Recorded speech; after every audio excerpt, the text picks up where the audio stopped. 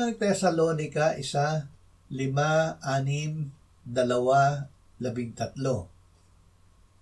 Ang aming ebanghelyo ay hindi dumating sa inyo sa salita lamang, kundi sa kapangyarihan din at sa Espiritu Santo at sa lubos na pagtitiwala, kung paanong nalalaman ninyo kung anong pagkatao ang aming pinatunayan sa inyo alang-alang sa inyo.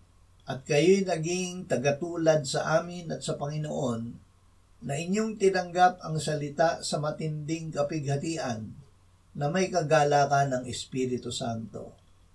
At kami ay patuloy na nagpapasalamat sa Diyos na nang inyong tanggapin ang salita ng Diyos na inyong narinig sa amin, ay inyong tinanggap iyon hindi bilang salita ng mga tao, kundi ayon sa katotohanan ay bilang salita ng Diyos na gumagawa naman sa inyo na sumasampalataya. Salita ng Diyos, hindi ng tao. Noong unang panahon, ang Diyos ay nagsalita sa iba't ibang panahon at sa iba't ibang paraan sa pamamagitan ng mga propeta.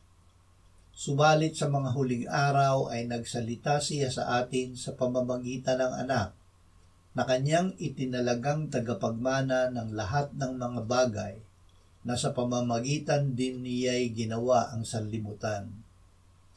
Siya ang kaningningan ng kaluwalhatian ng Diyos at tunay na larawan ng kanyang likas, at kanyang inaalalayan ng lahat ng bagay sa pamamagitan ng kapangyarihan ng kanyang salita. Nang magawa na niya ang paglilinis ng mga kasalanan, siya ay umupo sa kanan ng kamahalan sa kaitaasan.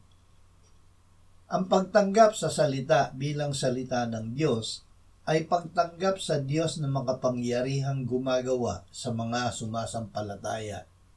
Amen.